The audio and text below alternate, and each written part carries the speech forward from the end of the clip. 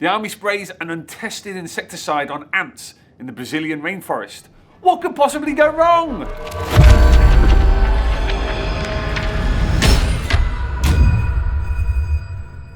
Ant Wars originally appeared in 2000 AD Prog's 71 to 85 in 1978, and it's everything the title suggests.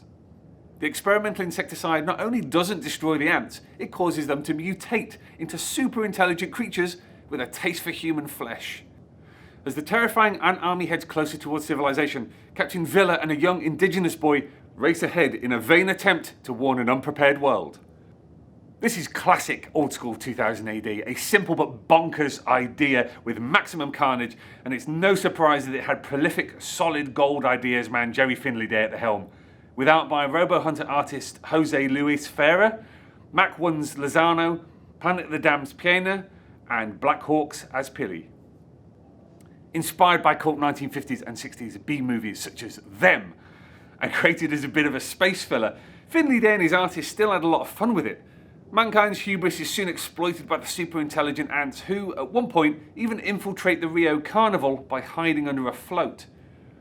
The series plays on our deep-seated fear of the insect world, combined with an ecological twist and plenty of humans being chopped up by giant mandibles. It's an entomophobic nightmare, but one that sums up what made 2000 AD special in the late 70s. In 2005, a kind of spiritual successor to Ant Wars called Zancudo by Simon Spurrier and Cam Kennedy appeared in Judge Dredd magazine's 231 to 233. Set in the world of Judge Dredd, two judges found themselves in a lost city in Peru, where giant mosquitoes lorded it over human slaves and where their old enemy, the giant ant, still roamed. Ant Wars has been reprinted a handful of times over the years, including in the revived Eagle in 1986. A collection of both Ant Wars and Zancudo was released in 2018 and is available from 2000 AD's web shop and apps. Well, thanks for joining us on our continuing alphabetical odyssey through the galaxy's greatest comic earthlets.